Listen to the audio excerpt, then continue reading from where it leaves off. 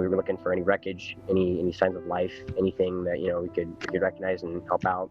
He says they were just a couple of hundred yards away when the two planes collided above Lake Coeur d'Alene. We'll hear about what he saw and his effort to search for victims.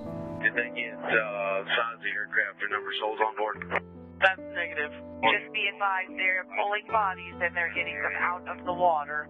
And crews facing incredible challenges during the recovery effort. How the depth of the lake is adding to those challenges. Not in my 47 years being in this area. I've never seen something like this happen. Tonight, several people are dead, more are missing. What we know about the two planes involved.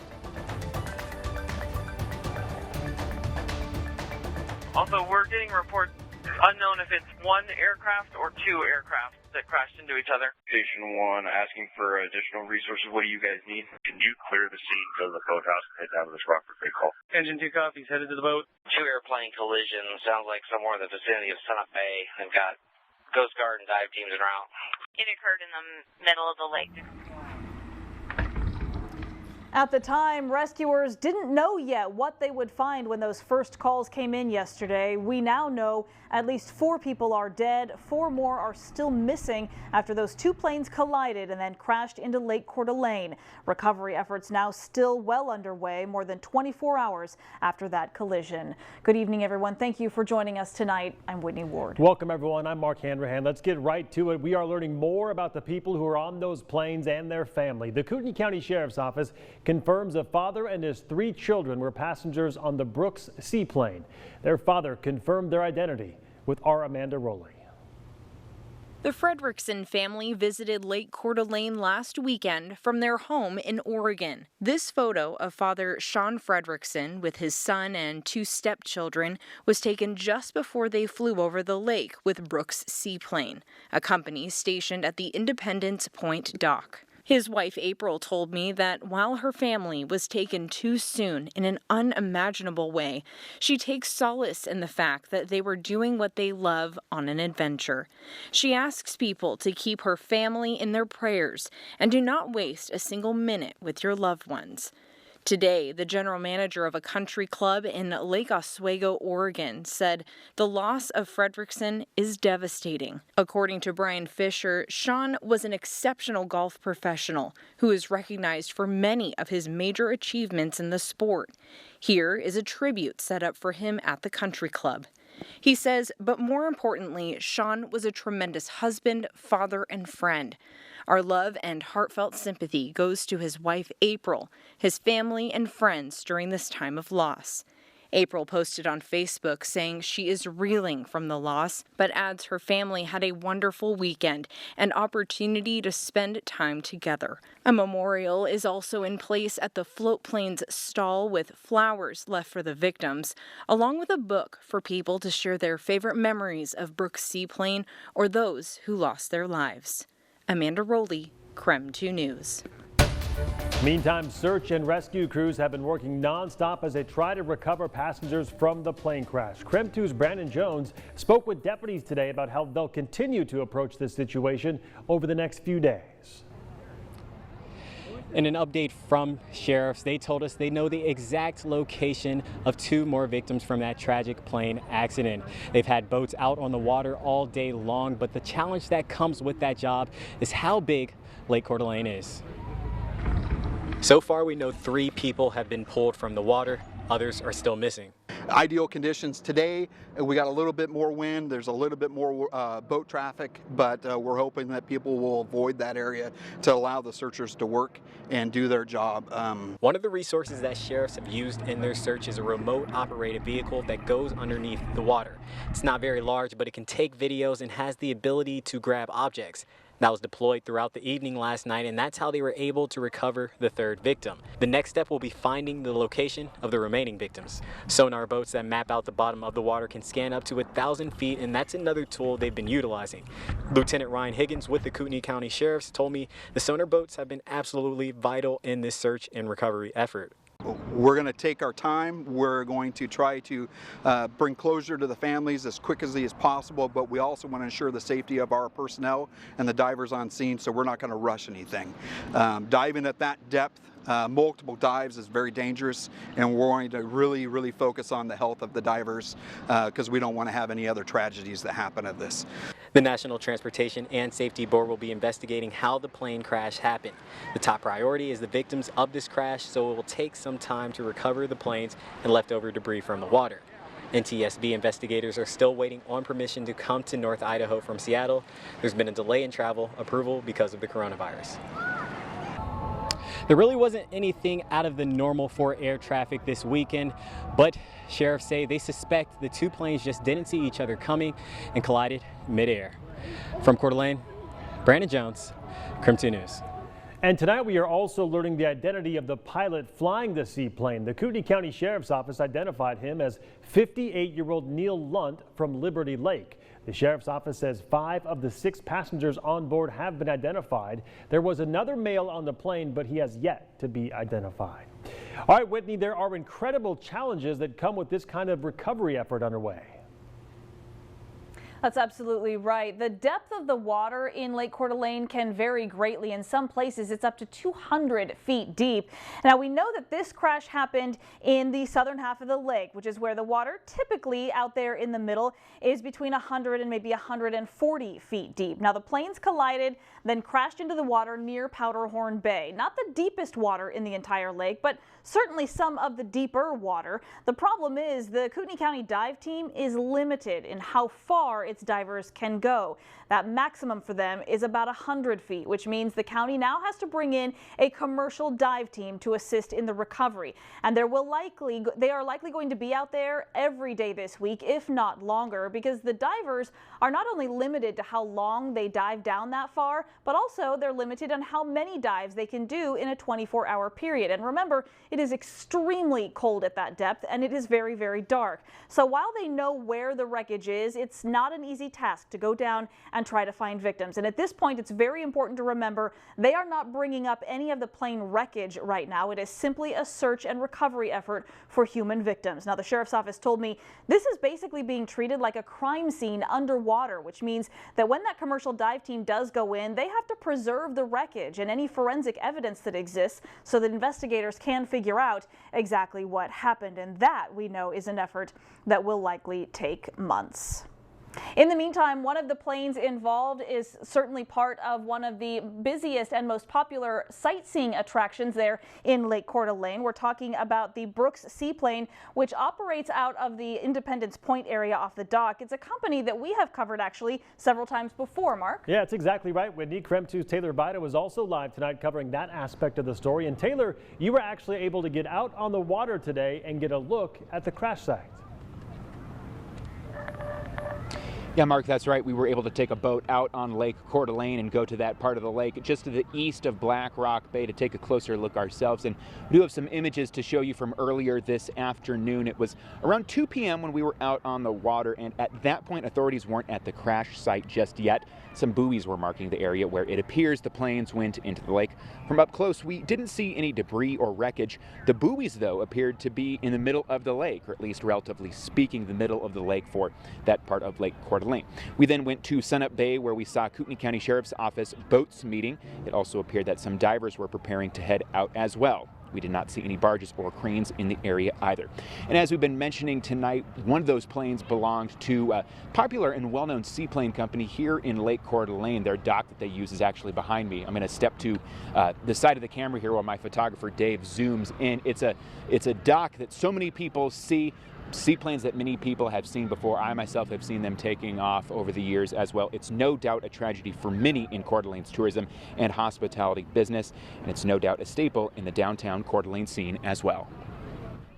On Monday, a solemn memorial placed at a popular dock often known for fun times. It's at this dock where Brooks Seaplane, a popular Coeur d'Alene sightseeing company, has operated for some time. 6 people, including the pilot, were believed to be on one of Brooks's planes. An employee at a nearby business who spoke with us off camera this morning appeared to be clearly shaken by what had happened on Sunday.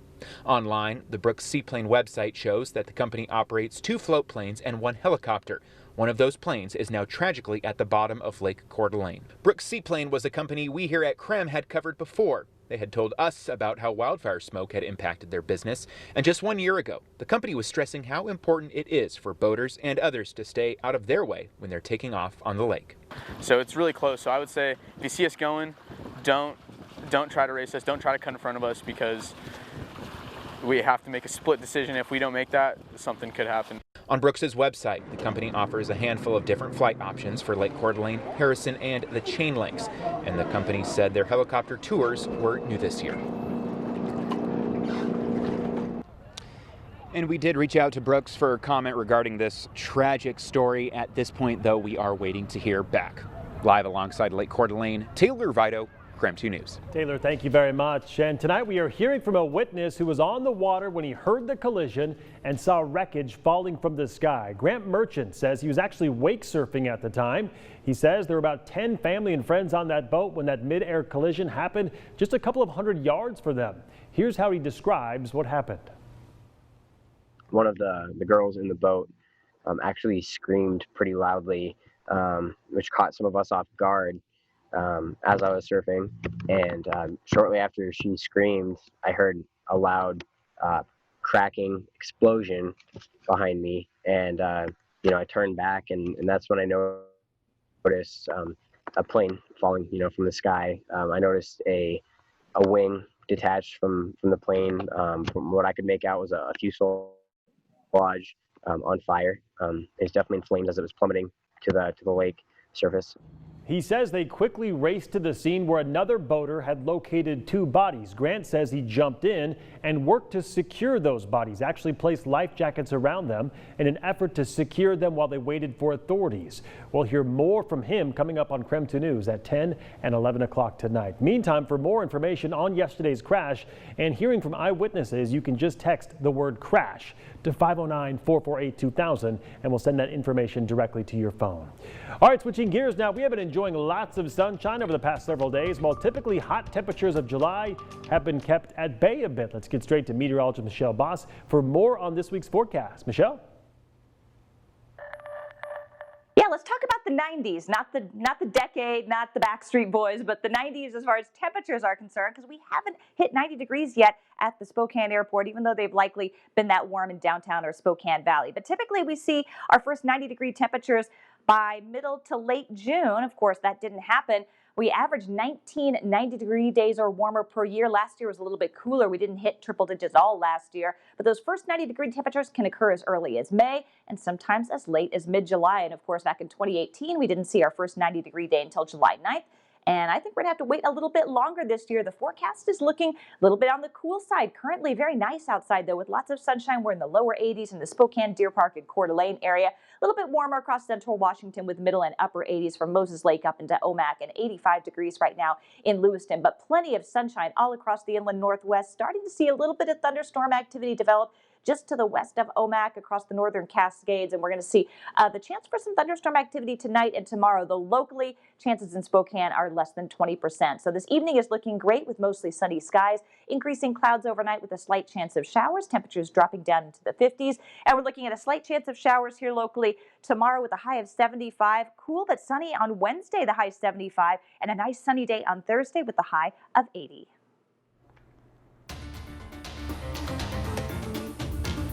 All right, Michelle, thank you. In the meantime, fires from Spirit Lake are flaring up again. This time, the Idaho Department of Land says firefighters are working hard to contain this fire that's already burned about 70 acres. Crews say the fire had actually reached 90% containment on Friday afternoon, but then by yesterday afternoon, that fire reached 2 large areas of heavy fuel and started throwing sparks back up a hill. So the lake area is now closed as crews work to bring that fire back under control. All right, still ahead tonight. Tomorrow marks the day that Washington's mask mandate officially goes into effect. That means that businesses will be able to refuse service. Restaurants and grocery stores could ask you to leave if you are not wearing a face covering. So we're going to hear from store owners, though, who say it's really not their job to monitor customers. You're watching KREM 2 News at 6. Well, masks are now mandatory in 21 states across the country, and starting tomorrow here in Washington, business owners are supposed to tell you to leave their business if you're not wearing a mask. But our Seattle reporter Drew Mickelson talked to many business owners who say that really shouldn't be their job. And we took a big hit, and just we're starting to recover and get back on our feet. And now we're dealing with another hurdle. Andy Thielen says he doesn't know yet what he'll do when his liquor store opens Tuesday. We'll encourage people to wear masks, but I don't know if we'll tell people to leave our establishment if they're not. I will be signing a proclamation. But that's exactly what Governor Jay Inslee wants every business owner in the state to do starting Tuesday. Those who fail to refuse service to customers who don't wear masks can face fines, even lose their business license. Thielen's employees must wear masks, but he fears forcing customers will mean losing customers. They've put us in a position to police this rule or directive, and I think it's a tough spot they've put us in. I don't think you should be wandering around without a mask on. This is what's keeping us safe. Most in downtown Olympia today were wearing masks and support the mandate, like registered nurse Deborah Anderson. If you really don't want to wear a mask, I want you to sign a form that says you don't get a respirator, because people are dying from this. If you want to come here, you got to wear a mask. At Well 80 Brewhouse for weeks, they've required customers to wear masks when they walk in and get up to use the restroom. We've had a couple of times where some people have said some profanities to the staff just because they're the messenger. Despite the occasional pushback, owner Chris Knudsen says most customers have been willing to mask up. We're just trying to, educate, be nice, say, listen, you just can't come in, we're sorry. Eventually you'll be able to again, but let's get through this by wearing masks for now. And also starting tomorrow here in Spokane, there will be curbside coronavirus testing at several various school locations. So take a look. Testing will be available on Tuesdays, Wednesdays, and Thursdays from 12:30 to 2:30 p.m. Guests will not be charged for these tests. Those with insurance, though, will be encouraged to instead go to their primary care provider. But if you'd like a list of all the locations of when this testing will be available, just text the word curbside to 509-448-2000 and we will make sure to send you that link. In the meantime, summer weather definitely starting to set in, but we are definitely having a cooler than normal summer, at least so far. Michelle Boss is in next to let us know just what we can expect as we head through the work week. We'll be right back.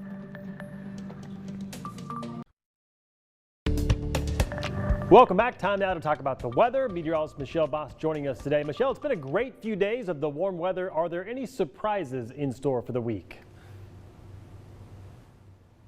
Not really, unless you are expecting it to get really hot. We're actually going to keep those excessively hot temperatures at bay, and arguably we will probably have some of the best weather across the whole U.S. this week, at least temperature-wise. Lots of sunshine here in the Spokane area, but there are some dark clouds elsewhere across the inland northwest. As we take a look out in the Methow Valley at Sun Mountain Lodge, you can see some gray clouds there. We've been seeing a little bit of thunderstorm activity out in the northern Cascades out towards Omak, and we expect those folks to see a few thunderstorms later tonight and during the early morning hours tomorrow. But we're looking pretty good here this evening in the Spokane area. Today's high 81 degrees after a morning low of 55. Temperatures right where they should be this time of year. Record high 101 back in 1968. Here's a look at our weather headlines. We do have a slight chance of showers and an isolated thunderstorm tonight and early Tuesday, but I'd say our chances in Spokane are 20% or less. Otherwise, for tomorrow, looking at generally partly cloudy skies, a little bit on the breezy side, winds out of the southwest, gusting up to 25 miles per hour. Temperatures are going to be fabulous, though.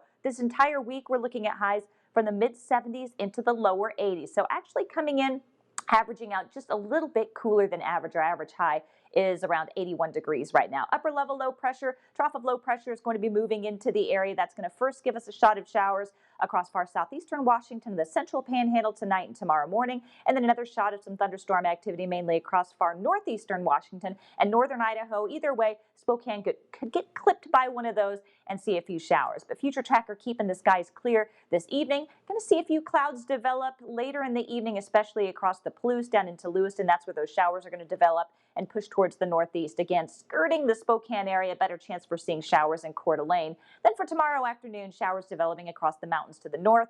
Again, could see a rogue thunderstorm here as well, but chances are pretty low. Wednesday will clear things out, bring back mostly sunny skies, but temperatures will still stay a little bit below average. So A little bit cooler tomorrow than what we saw today in Moses Lake, and Ephrata highs in the lower rather than middle 80s. A little bit breezy out there. Could see some gusty winds up to 30 to 40 miles per hour out in that area. Not quite as windy here, but we'll likely see some wind gusts up around 20, 25 miles per hour. Highs generally in the low to mid 70s. Better chance of that thunderstorm activity in Idaho. And then highs in the upper 70s in Lewiston, but cooler in the 60s for Grangeville, Kellogg, and Pullman, where they have a better chance of seeing some wet weather. Here's a look at the extended forecast. And again, great in the temperature department. Mid 70s Tuesday and Wednesday. A couple of low 80s thrown in there and plenty of sunshine, mainly dry weather right on in through the weekend. Well, stick around. We'll be back right after the break.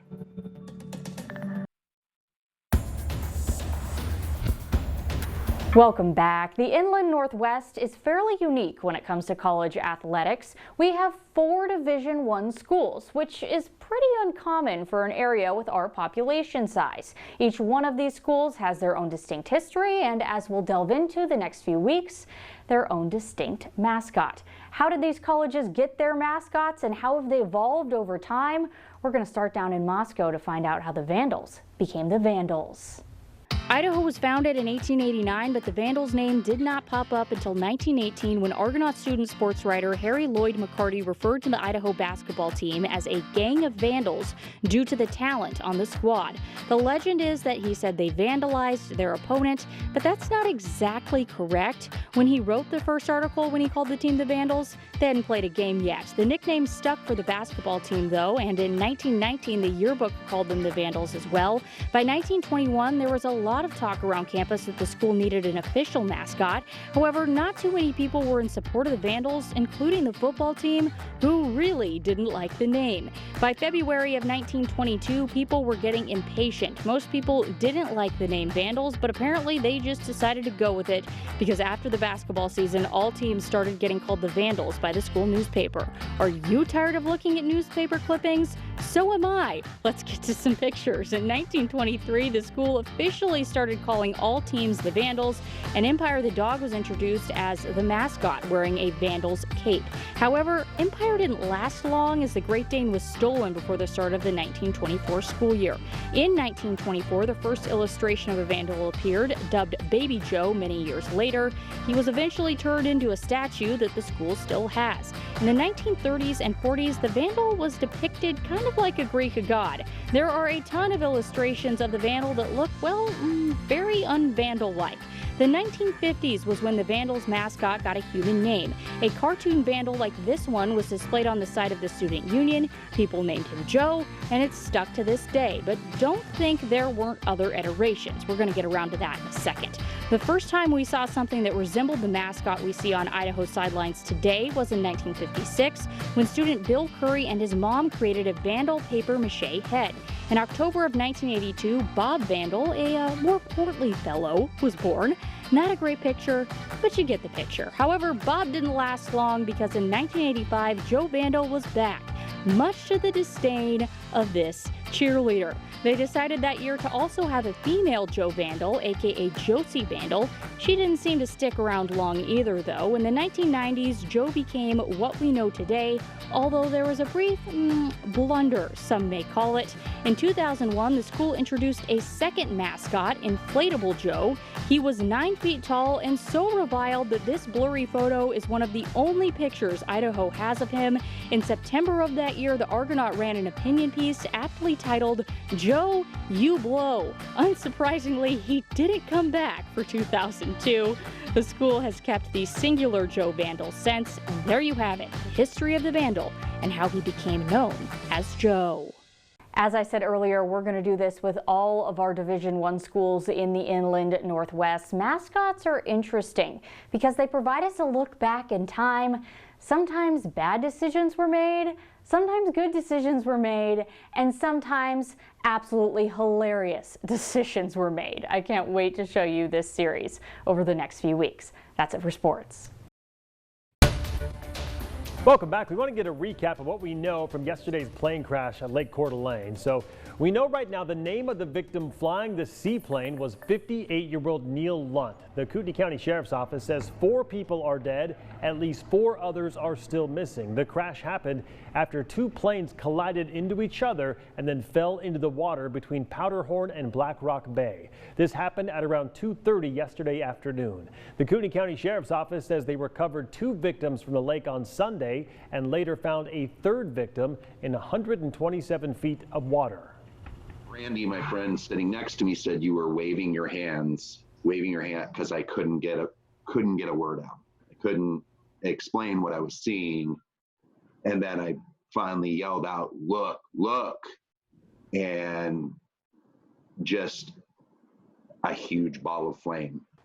Sunup Bay boat launch has been closed as crews continue to search. Authorities now asking people to avoid the crash scene, and they believe there were no survivors. Investigators are still working to find out what led up to that plane crash over Lake Coeur d'Alene. We now know at least 4 people are dead. Again, 4 people still missing after those 2 plane crashes yesterday. Recovery efforts are still underway.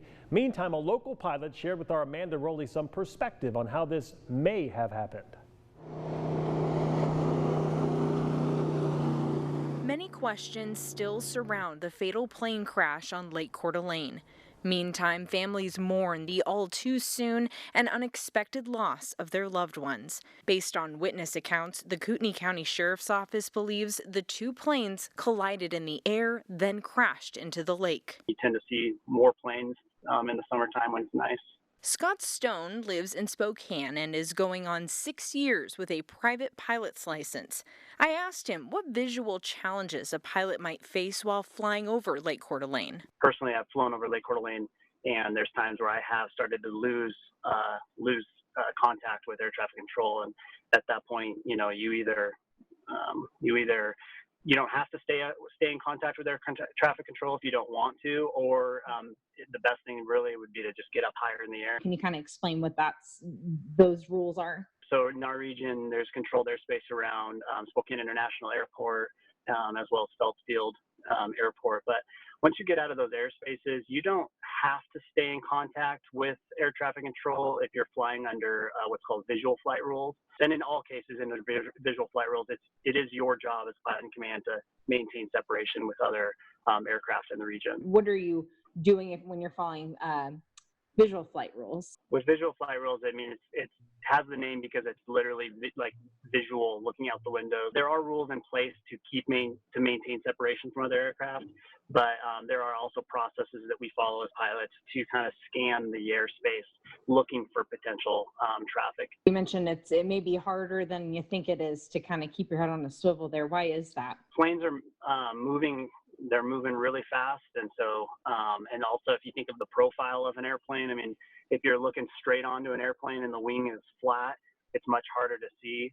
Amanda Rowley, KREM 2 News. And for more information on yesterday's plane crash and to hear from eyewitnesses, just text the word crash to 509-448-2000. We'll send that directly to your phone.